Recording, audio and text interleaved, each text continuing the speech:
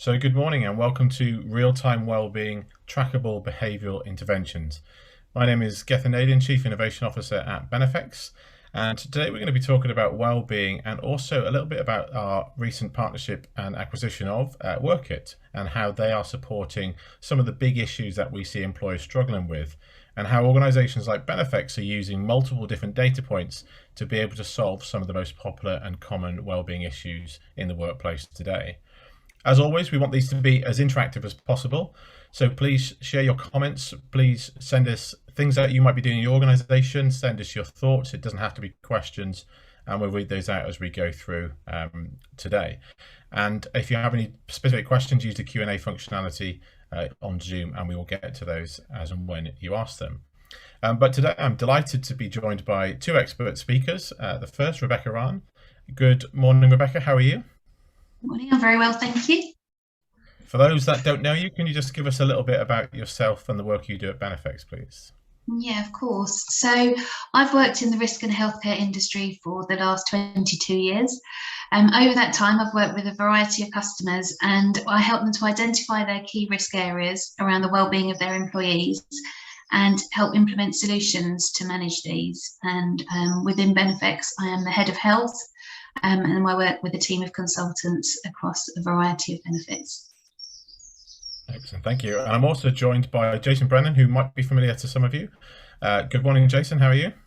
Good morning, Gethin. I'm very well. I can hear that we're joined by a couple of birds as well in the background. They're always good for the health and well-being.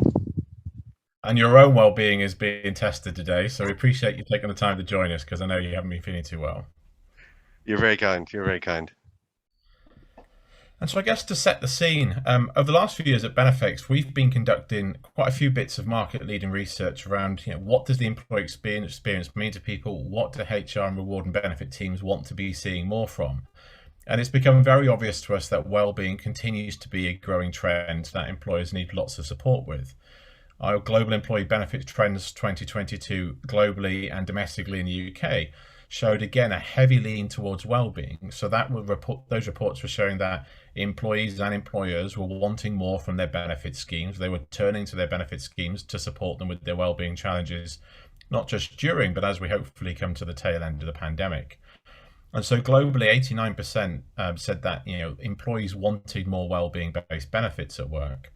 And when we ask customers and prospects how would we expect their benefit schemes to be evolving over the next couple of years, again, there was this huge focus on increased attention on well-being. So more than half of our customers said that actually well-being was going to be the driver for their benefit strategy. No surprise again that almost 50% see more personalization and making all of this easier to deal with for employees and themselves.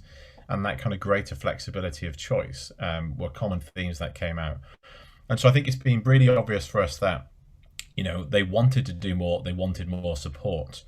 And so providers like Benefex needed to offer more of this choice and personalization in the benefits that we offer. And it was also clear that everyone wanted more stuff in one place. So actually, people's diversity when it came to well-being and their diverse needs meant that we had a lot of stuff and employees were accumulating third-party tools, benefits, content, comms, and pulling all this stuff together in one place was also a kind of common theme when it came to well-being. And in response to this, as well as in continuing to support our customers in the way that we always have for many years, we recently acquired Wrkit and their suite of well-being products. And having worked with the Wrkit team for many years, it was a natural fit to bring them into the Benefex family, their expertise and their ability to problem solve. And what we'll go through today is how we're using some of the traditional ways Benefex has been supporting its customers with well-being with the new ways and tools that we have through the expertise of people like Jason. So it'll be really interesting if you're an existing Benefex customer to see how we're using new products to solve some fairly old problems, I guess, and also how we're using things like health and claims and risk data to helping customers make some more informed decisions. It's very obvious to anyone who's paying attention that well-being continues to drive the employee experience globally. We know obviously the pandemic had a profoundly negative impact on the well-being of employees in almost every country. And employers now told us that 92% of them said that the well-being was now the most important factor when choosing an employer. So a pretty generational shift, I think, in people's attitudes to their own well-being and the role the employer plays in their own well-being. And so as we move forwards and look to 2022 and beyond, we see customers and their employees turning to Benefex to support in three key wellbeing areas. And we believe those to be physical well-being, emotional well-being, and financial well-being. Financial well-being is greyed out in this example because we're going to have a spin-off webinar specifically focused on financial well-being and how we think we can support employers during the cost of living increase, because I think that's going to put such a strain on employees this year in itself. It was something we felt needed its own webinar. So today we're going to talk about two of those areas, physical well-being and emotional well-being, or mental health, and how Benefex is kind of solving some of those problems for customers, and how we're using data and behavioural insights to drive some of those decisions.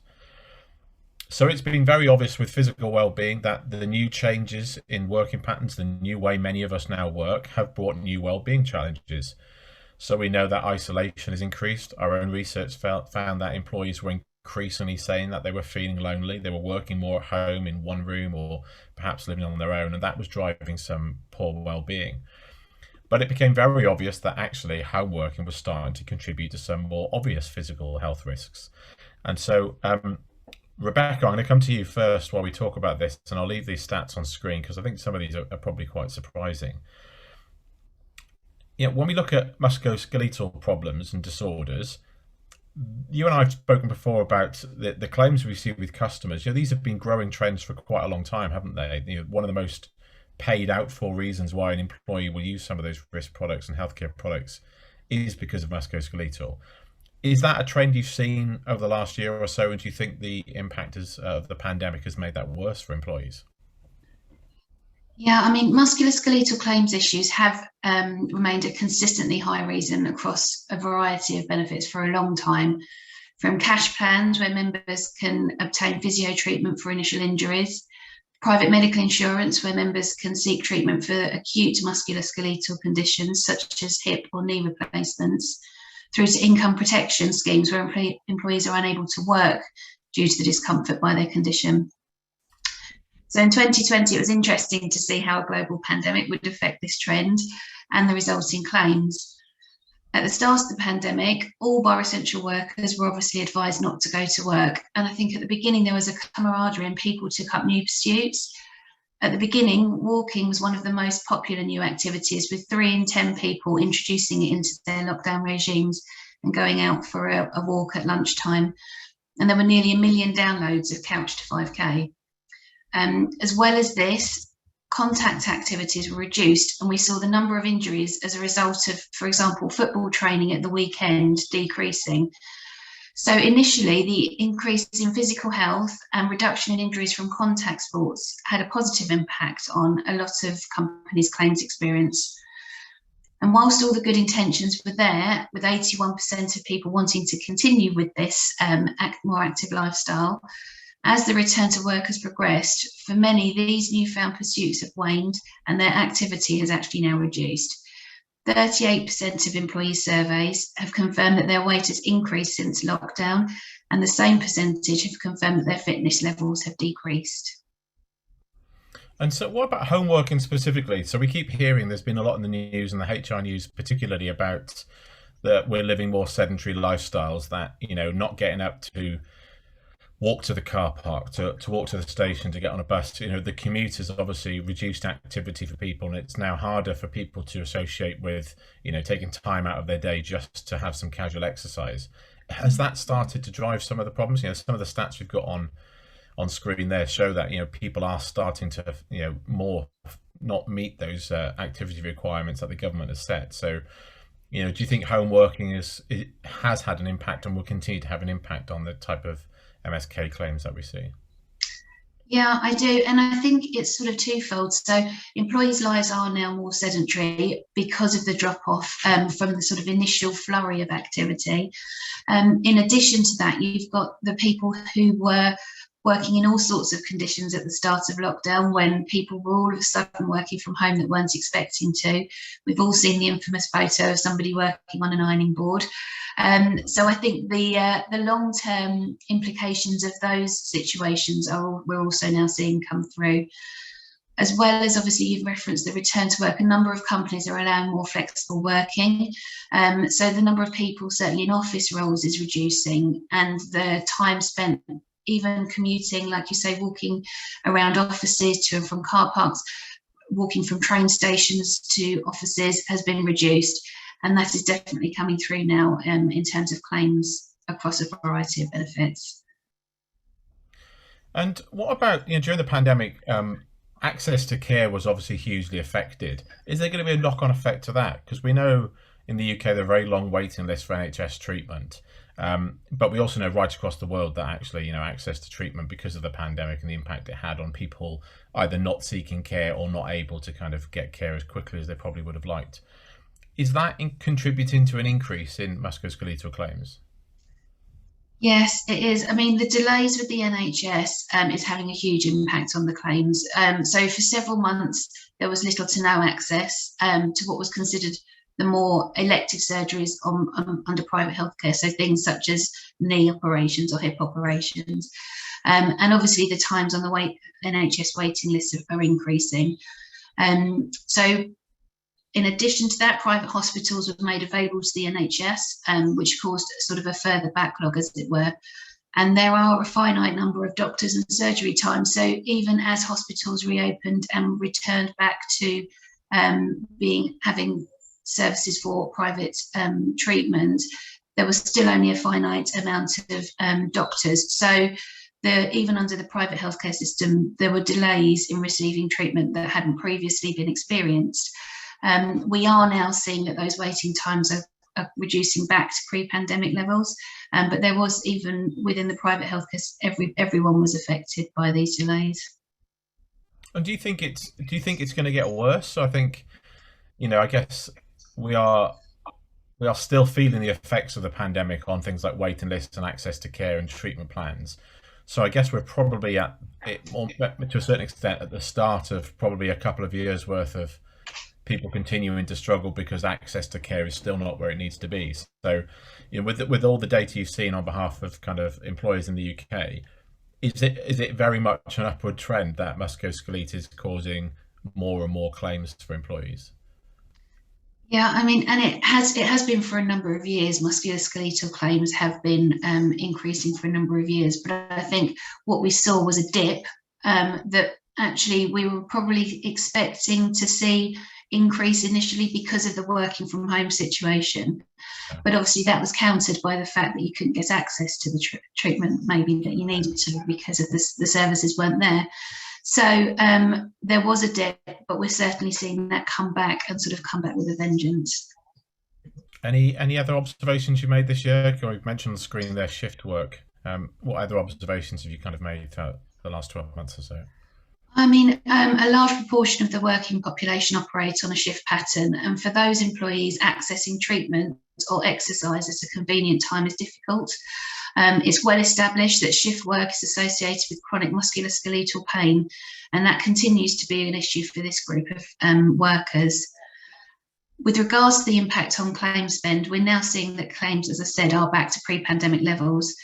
Private medical insurance provider we work with has confirmed that as of November 2020, in the rolling 4 weeks compared to the same period pre-COVID, musculoskeletal direct access claims are up by 22% and mental health are up by 27%. The other kind of key area, I guess, is that for that same provider, musculoskeletal claims now account for 26% of their spend, which is higher than cancer claims, which sit at 21%. So the reason I highlight that really is that cancer claims obviously typically involve expensive courses of treatment. So it shows the level of claims that are coming in for musculoskeletal conditions now. And it's fascinating because I know with some of our customers that looking at that claims data with yourself and your team, you've been able to follow the trajectory of some of these MSK claims to a pretty worrying place. Like I say, they're already kind of a 20% increase on anything is pretty significant, right? So yeah. Some of the graphs I know you and I have seen, you've just got this direct line going straight up the axis, which is showing that if nothing changes, we can start to predict this is going to cost X of millions or hundreds of thousands of pounds more, right? So how important is the data that your team gather on those kind of health health risk and health, those kind of claims payouts for those different health products. How important is that for predicting what we think might happen next? It's really important. Obviously, claims information is what should drive a company's wellbeing strategy. By understanding the risk profile of a company's workforce, we can identify trends and provide solutions that address the specific demographics of that organisation. For example, if a company is seeing an increase in musculoskeletal claims on their private medical insurance, we can look at the options that could help to reduce those through preventative and early intervention initiatives. The recommendations can range from communicating existing benefits more effectively, education sessions to understand the services that are already available within their benefit provision, or introducing new services, because ultimately these will all ultimately have a positive impact on their employees and the claims, and therefore their future premiums. And so now we're in a situation where, obviously, because of the great products that we get from Wrkit, and Jason will come on to talk about those very shortly, we're in a situation where we can start to see the rise of some of those MSK claims and advise customers that actually some early intervention needs to start occurring so that doesn't get worse. But I guess also use those as examples to other employers that might not be experiencing those types of high claims to say, look, this is probably something that might be coming down the line. All the things you've put on screen here that mention, this is going to be an issue for certainly knowledge employers where you've got people living sedentary kind of working days. I think, it's kind of, it starts to make sense why acquisition of people like Wrkit makes sense for Benefex and our customers, because we're using this traditional claims data to be able to predict a future that we can start to have a positive impact and hopefully reduce some of those claims. And I think, it's all very good for us to tell customers that, this is the data and the situation's getting worse. We need to be able to help them and support them with taking positive action for those people that are either in that situation or hopefully on the run up to that, to make sure that we're taking that more long-term proactive approach. So I wondered, Jason, whether you could just briefly talk us about the Move product and how, based on all the things Rebecca said, how this can really kind of kick in and start to help our customers with some of those long-term preventative measures when it comes to physical well-being. Yeah, absolutely. And, as Rebecca was showing, the numbers so far they are challenging, right? And we haven't even come out of the pandemic, and already we're seeing this. So we created Move as a kind of a solution because we were also seeing some interesting numbers coming through our platform. So we have the 6 pillars of well-being, and one of them is active. And what we saw about 3 months into the lockdown, the original lockdown, we saw a huge increase in the active pillar. Went up by about 486% of people accessing it, trying to kind of measure their well-being, so doing the clinical questionnaires, but then also accessing the plans, which was telling us that they needed some support. And this then was echoed about 6 months in when we did the global working from home survey, about 80 countries and about 4,500 people. And equally, again, we saw some of the challenges with physicality. And interesting, although a lot of people were scoring themselves feeling physically well, when we actually drilled down and asked a question like, has your fitness stayed the same? Well, it didn't. It had dropped by about 20%. So again, we were looking at these numbers and we're thinking, okay, how do we attend to that? And I know certainly here in Ireland, there was another report that said we were sitting about 4 hours longer a day. So, accumulation of that, as Rebecca was saying, will have effects both physically and mentally. So our solution was actually, how do you get fitness into people's hands as quickly as possible? So we came up with this solution, which we call Move, which are professionally recorded, physically facing videos. And we were very conscious of, different people's fitness level. So whenever we put out a product, it has to be both focused in terms of, say, mental health, but also broad enough to attend to all employees wanting to kind of access something in the area, in this case, of physical well-being. So this is for all physical levels. The my favorites, by the way, up there on the left-hand side, the Deskercise, which are like 6-minute Deskercises, if that's a real word, but it's designed to get you doing something easy and often. Yeah, it's a Kaizen principle. Little and often, leads to big results. So the other ones, for those people who like a more chunky workout, there's digital workouts, there's digital gym programs. There's also mobility, because again, that's one of the things that we're seeing is people, during certainly the initial lockdown, people were super productive. Right, they were getting up and sitting down at their desk and not moving.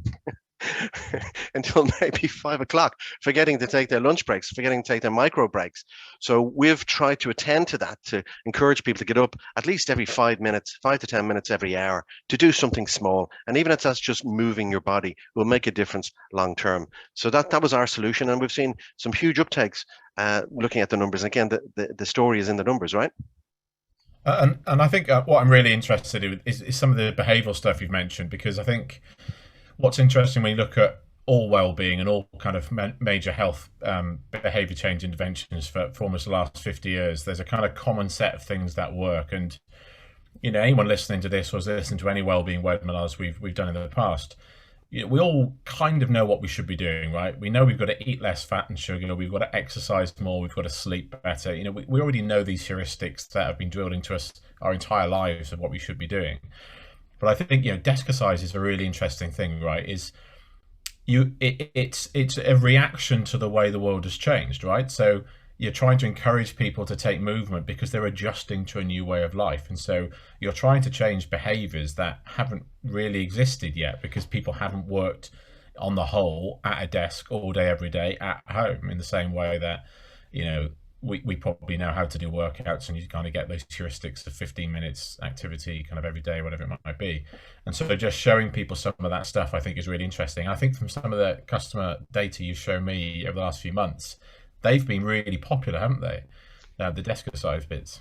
Yeah, absolutely. And you're spot on, Gethin. I mean, we're a very well-educated audience. We know what's good for us. Yeah. Previous generations didn't. We know what's good for us, yet we may not be doing it, right? So we may not be booking in well-being on a regular basis, mostly because we're very busy, we're overstimulated, and we just forget, right? So how do you book in something small that will work? And things like desk-ercise and mobility actually genuinely works, not just as an individual, because you can book it on your app, like I do. I have something booked at 10 o'clock and something booked at 12 o'clock. And every Friday, our organization does a 12 o'clock desk-ercise, and it's booked into our Outlook, and it just pings us to say, time for your can you afford 6 minutes out of your hour? Of course you can.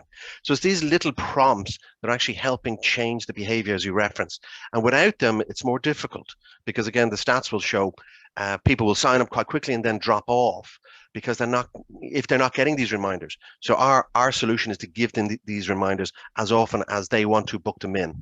And again, to drive a well-being culture wherever we can. Excellent. Thank you very much. And I wanted to talk about emotional well-being. We are experiencing what experts are calling a mental health pandemic. So we know that when people go through mass crisis like the pandemic is, that the mental health runoff of that will last longer often than the event itself. So we expect that people will be dealing with poor mental health for many years to come. And for those people with very serious poor mental health, access to care, again, is going to continue to be hampered. Before the pandemic even started, only around 50% of people that needed access to mental health care in the UK, as an example, could actually get that. And then the pandemic came, and as Rebecca's explained, access to almost any type of care has been hampered because of the pandemic. And so we're starting to kind of be really worried, I think, about not just the increase in people's poor mental health, but people's ability to deal with poor mental health. So we all know that mental health exists on a spectrum. It's not just about the absence of a diagnosable mental health condition. We are trying to support people with a growing complex number of things, like I mentioned before: isolation, loneliness. It was on the rise before pandemic came, but you will now have employees that will spending their entire days at home on their own, perhaps even in one bedroom where they're working and living in one room for many hours of the day, and that's clearly having an impact on their mental health. And all the data that we have before the pandemic hit showed that we were in a pretty poor position to deal with something that would again affect people's poor mental health. But we also know that the pervasiveness and the negativity of the news, even before the news of the last couple of weeks, was having a negative effect on the people's mental health. So you've probably heard of things like doom scrolling, where actually it's becoming increasingly difficult for people to focus on work and maintain good mental health when they have so many concerns about the situation in Ukraine at the moment. And so it feels like we can't remove a lot of these the things that cause poor mental health, and the reasons why people develop poor mental health can clearly be very complex and wide-ranging. But there does seem to be a space for employers to be able to step in and and help people build some of that resilience and practice some things that they could start doing in everyday lives that are going to start to get them to help better understand their mental health and better control that mental health. And so I wanted to just briefly say, Jason, is that, Rebecca mentioned earlier on that amongst MSK claims, mental health was up there as the two biggest reasons why we're paying out on some of these health risk benefits. Is this kind of still what you're seeing now with the data that comes out of the power system? Are you still seeing that mental health is a kind of big topic that employees need help with? Very much so. I mean, the numbers are quite challenging, and a lot of clinicians are waiting to see what the COVID echo will be like. So what's next in terms of when we all start to get more physically well, and of course it'll be a lot of this psychological challenges. And probably the best thing that can be referenced is the SARS epidemic back in 2003. The clinicians are looking at how similar is it, and actually back then there was some results to show that when people got over their physical ailments related to SARS, about 40% of them still had psychiatric challenges going forward. So we are watching this, and certainly through Power and through the stats we're seeing, because they're real time and because we can track them over the many years since the pandemic has hit, we can see what's happening. In some ways, things are getting better, which is the good news, but certainly from a mental health point of view, sadly, they're not. And these stats are quite telling. So this is the top one there. We looked at 5 different companies of various sizes. So one had 235 people registered, another had 2,180 people registered, and we looked at it based on the 6 pillars of well-being that we have within Power. When you go into Power and you fill out the clinical questionnaires, this is where the scores come from. So one of the beauties is it puts well-being into the hands of the employee, and they score themselves. Now, again, it's challenging for organizations to get good data over time. Usually they might do maybe 2 or 3 well-being questionnaires throughout the year, but this is real-time data driven by the employee. And you can see here on the top left-hand side, you can see the mind pillar, which is usually the first place most people go, is to check out how they're going.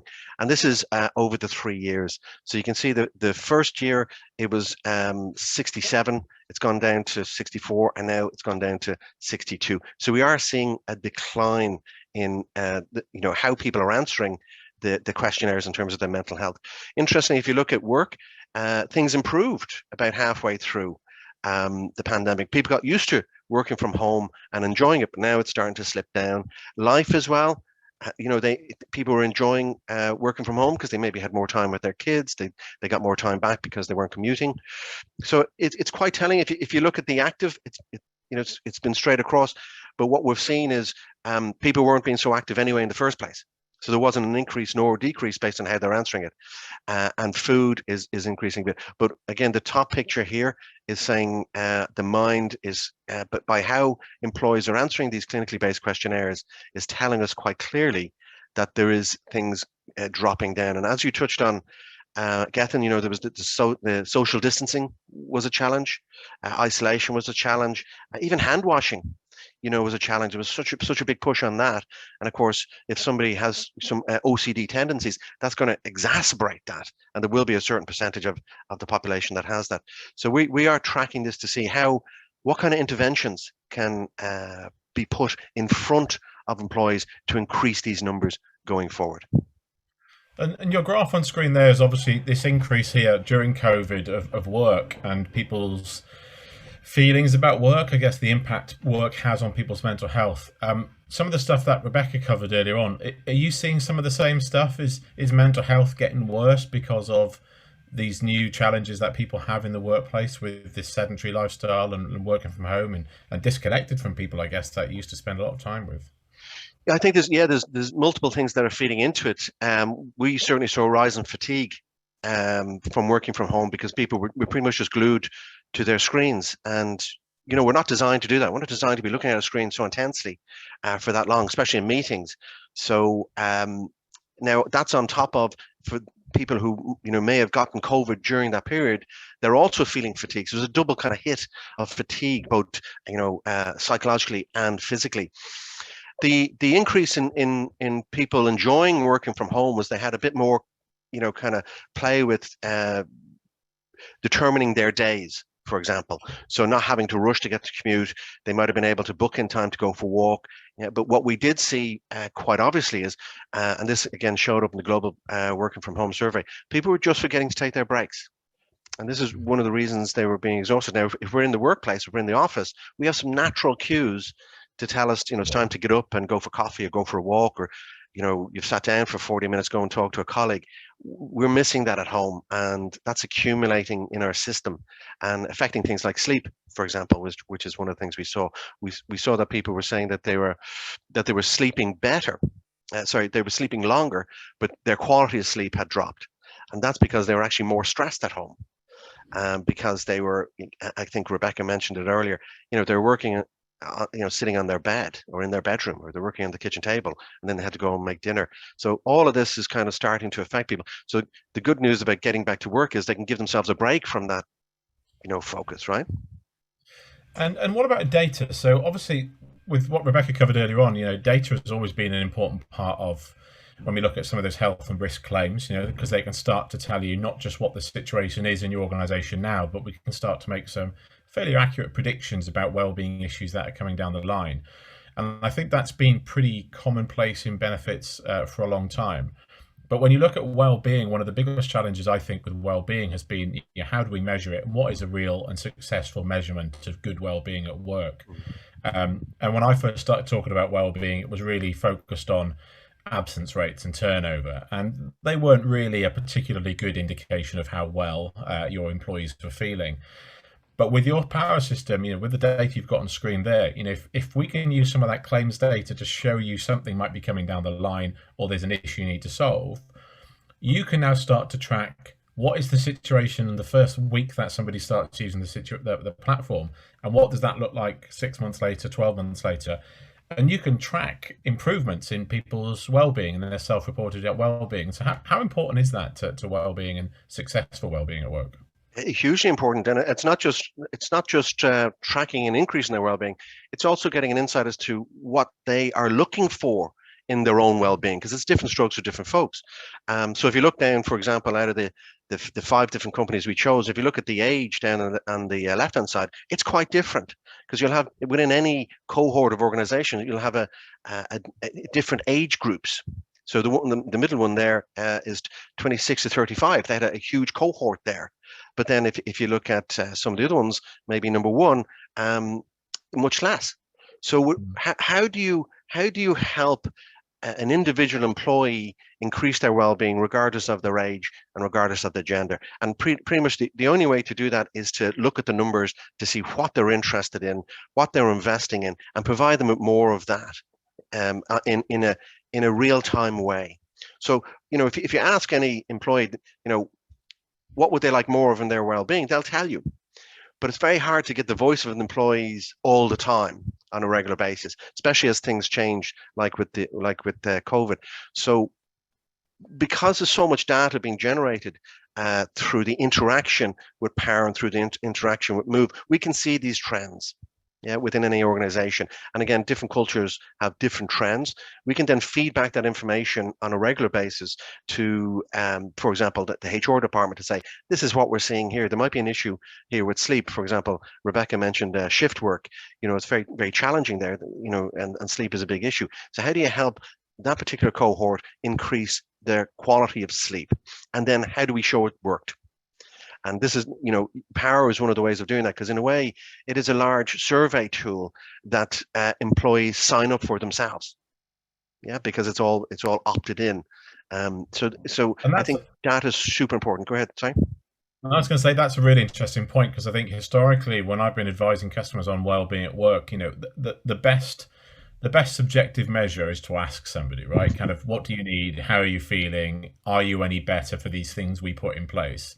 But that's very difficult for companies to do, and very difficult for large companies to do, because what we have found is there tends to be an employee survey, hopefully a regular kind of pulse survey, and you don't necessarily want to be adding to that load. You don't want suddenly another 10 well-being questions to be asked. You don't necessarily want an entirely new well-being survey, because actually, again, we know that people don't go in and complete these things as much as we would love them to.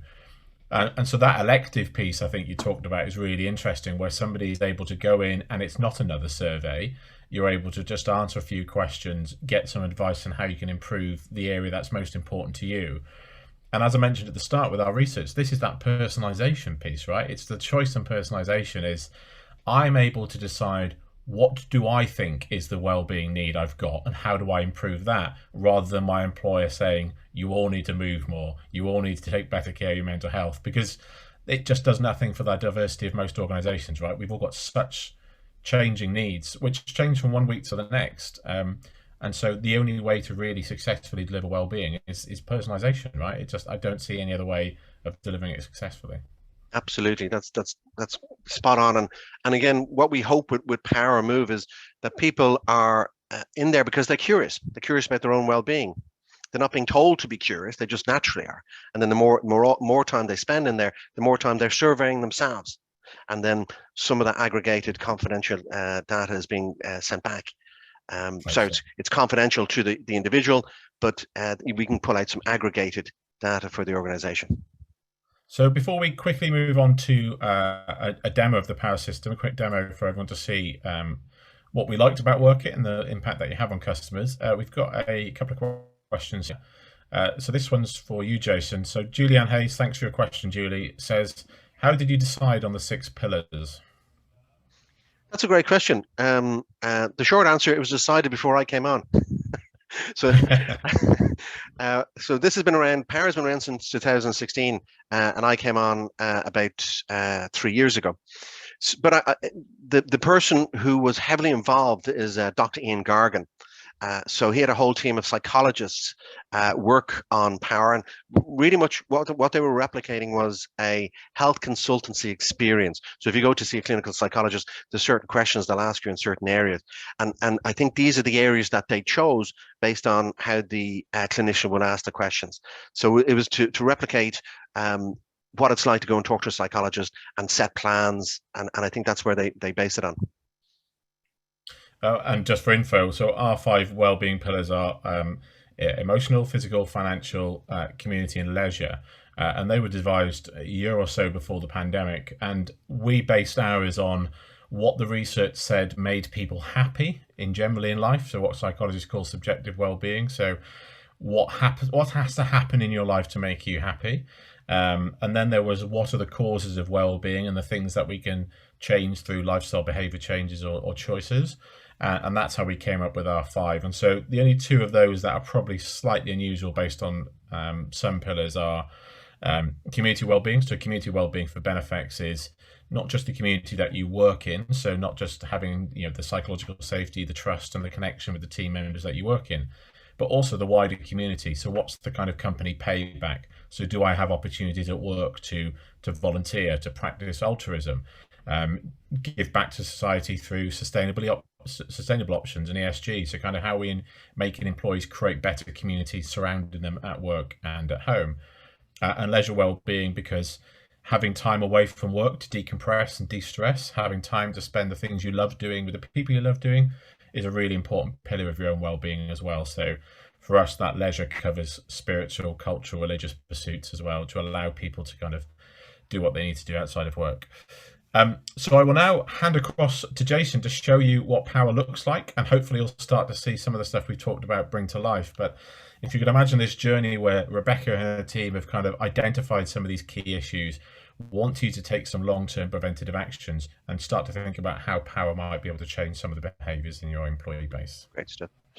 And just while I'm sharing it, again, it echoes how our 2 organizations very much complemented each other. So Gethin, we don't have a financial well-being pillar, for example. We do have financial well-being content, but we don't measure it.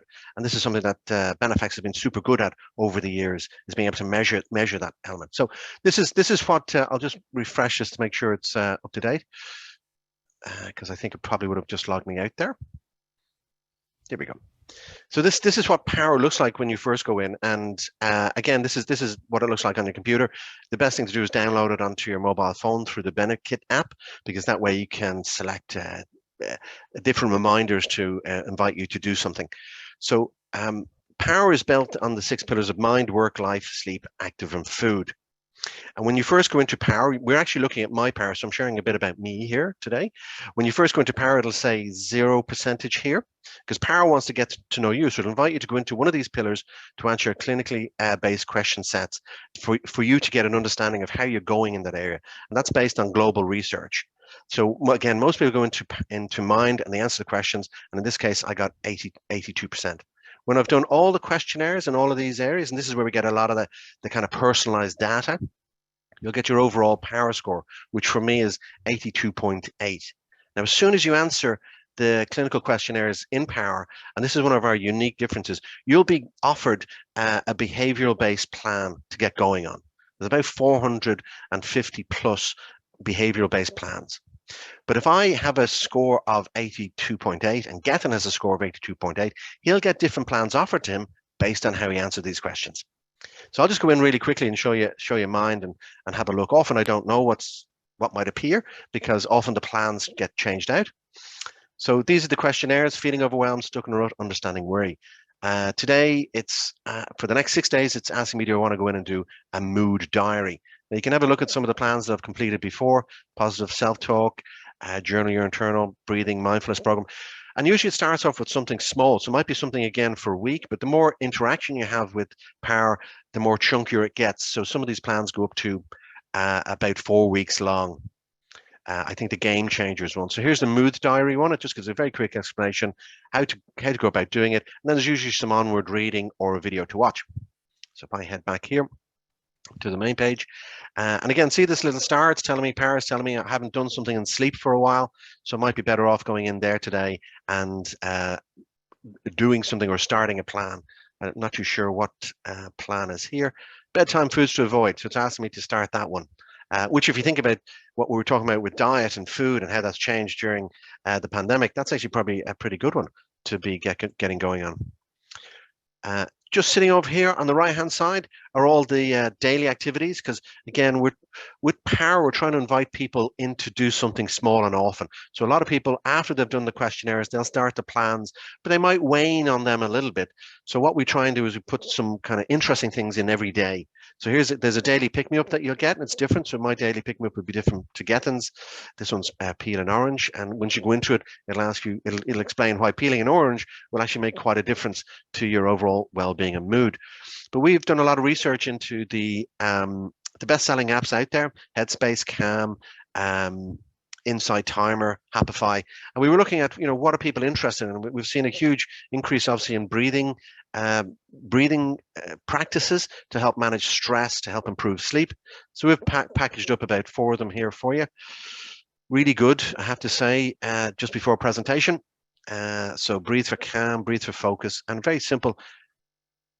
Everything we put into power has to be clinically correct, because we support a number of NHS trusts, British Medical Association, British Medical Journal, and they'll ping us if we put in something that's not quite correct. So this is a very simple breathing exercise. You hit play, breathe in. It'll coach you on how to work your diaphragm in a certain way to access a certain part of your autonomic nervous system, to move away from fight, flight, freeze, move into rest and digest. And I'm sure lots of people here are very familiar with meditation, taken off here in the Western world over the last number of years. So we've packaged together a number of meditations, trying to combine certain things like physicality. So for example, there's a guided walk of 20 minutes, so you can get a dose of serotonin while you're walking and be nice and calm. There's also stuff on resilience. There's a bedtime story in there too to help improve sleep. And again, you can see what we're trying to do when we put in content or we put in features to power is make it interesting enough for people to want to go back and do a little bit more. So it's not just a one hit. One of my favorites, I have to say, and one of the NHS favorites, is the Reflect Journal. So during the pandemic, the NHS, we were able to see their mood of their organizations. They were tracking it through power. We saw it was very, very challenging. And they were saying they don't have an awful lot of time to go in and do well-being, but they particularly loved the Reflect Journal, because you can go in and take a couple of minutes just to slow down, chill out, and think about something positive. So part of my day working out today is, I'm not too sure about that question, but anyway, We put that in there, and it's a text box, so you can actually use it as a diary. But the idea is that you focus on what's going well in your world. You capture it here, and then you've got a whole diary that you can go back and read, and you'll get a nice kind of sense of overall well-being by going back and reading that. So they're the daily things.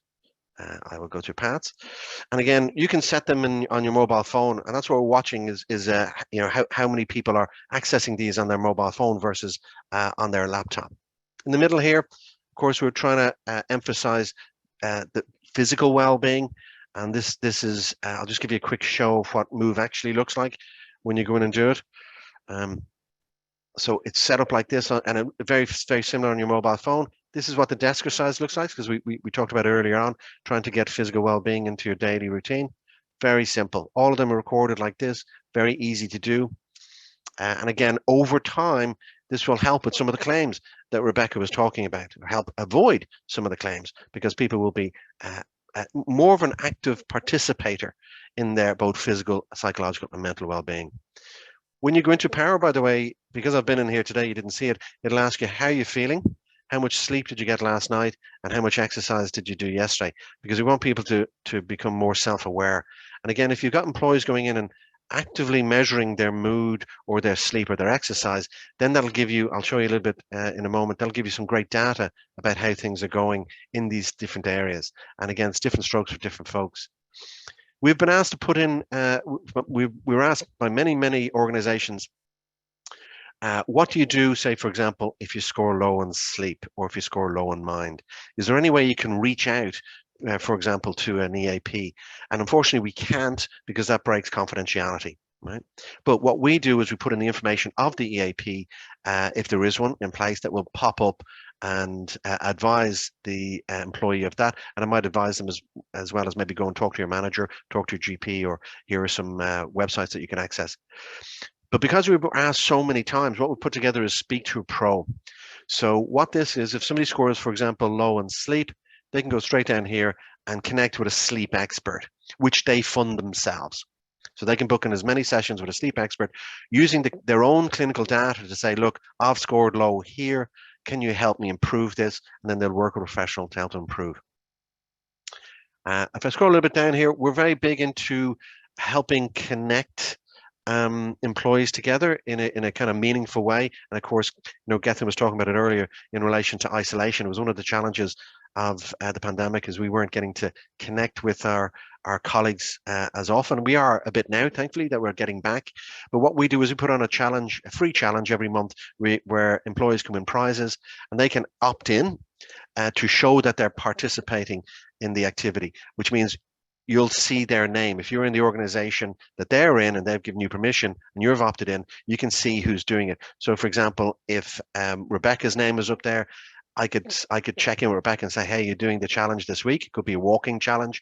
Do you want to do it together? So it's just a way of trying to socialize well-being and make it a bit of fun. And you might win a Fitbit or a mood diary, a projector. There's lots of different things. One of the biggest advantages we have actually is the amount of content that we can put together. We have access to a tremendous amount of experts, psychological, physical, relational, medical, and we write a lot of content for Power. So every week about 5 new pieces go in, about 2 new videos go into Move as well. And if you sign up for Power, you'll get a newsletter once a week about what's new. And we see a lot of people going straight in and looking at the content. And this is the newest content that sits down here. All the old blogs sit up here. And again, we're trying to make it as interesting as possible for people. You know, so there's men's health and women's health, there's work well, there's financial well-being, you name it. We just try and feed things in there, including lots of videos for people to, if you haven't got time to read an article, just go in, watch a video, or put on a video and go for a walk. We see a lot of interaction with the content, and we're putting more and more in all the time based on what's happening, you know, maybe throughout the year. We fit very well into an already existing well-being program. So we can help complement whatever is there. But one of the big things I'd like to talk about in a second, but I just want to check in. with the team here. Before I go into the stats and show you the stats, is there any questions, Gethin, or any feedback and reflections on power before I move into the stats? We do have a question. This is from Anonymous. Can you link power to digital devices, i.e. Fitbits, to track or monitor exercise and sleep? That will be the next step. So we've got a couple of new things coming down the line. So if you, for example, if you download the Benefex app at the moment, it'll fit with your tech. So I can, when I set up my, say, 10 o'clock breathe exercise and 12 o'clock meditation, I'll get pinged on my Apple phone, and my Apple Watch, I should say, and phone, to say time to do your exercise. However, we're not at the stage yet to feed back in data. It's kind of a one way, but in the future we definitely will be looking at how to integrate with wearables so it becomes more knotted up and connected. Great question. Awesome, thank you. And so we have kind of, in your last 2 or 3 minutes, Jason, if you could kind of show us, give us a big finish. I'll just show you the big dashboard. Because the dashboard, we were talking about figures and data, and it's all there. So this is my organization, and very quickly I can see the age and the gender and how we're going in the 6 pillars. We have a kind of 70 plus is good. Anything below 70 you got to check out. So already active, I can tell, is a bit challenging. Here's the mood of the organization, not too bad, and then the exercise. So this is echoing that as an organization, our exercise is not where it needs to be. We can see how many questionnaires we've done, how many plans we've completed, how many breathing exercises. So it's really groovy to see very quickly what's happening in organization. And of course, there's a drill down, and we teach organizations how to read their stats to get the best out of the data. In this case, I can see here in mind, although we're over 71, a number of us are feeling overwhelmed. I can tell that we're a very social group. Here in life, it's 89.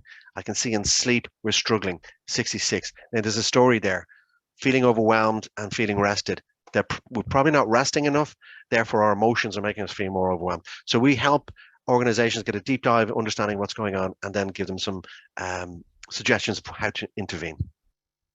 Excellent. Really appreciate that. So hopefully all of our viewers can see how some of those original benefits data, some of that claims and health and risk data can start to inform a wellbeing strategy that can let us bring in somebody like Power to solve those problems for you or get some of that early intervention in place. But as Jason has also identified, that can start to kick out some data that can evolve that strategy, but can also inform your benefit strategy. So you kind of get this full circle of data, not just informing what you should do next, but measuring the success of what you've done and informing the next thing that you should be doing as well. And again, that starts to be pretty unique to providers like Benefex to get all of this stuff in one place. That's all we've got time for. Thank you very much for joining us. Appreciate your questions. Thank you so much to Rebecca and Jason for your time and expertise. We shall see you here again in a few weeks' time. Thank you. Thank you. Thanks, everybody.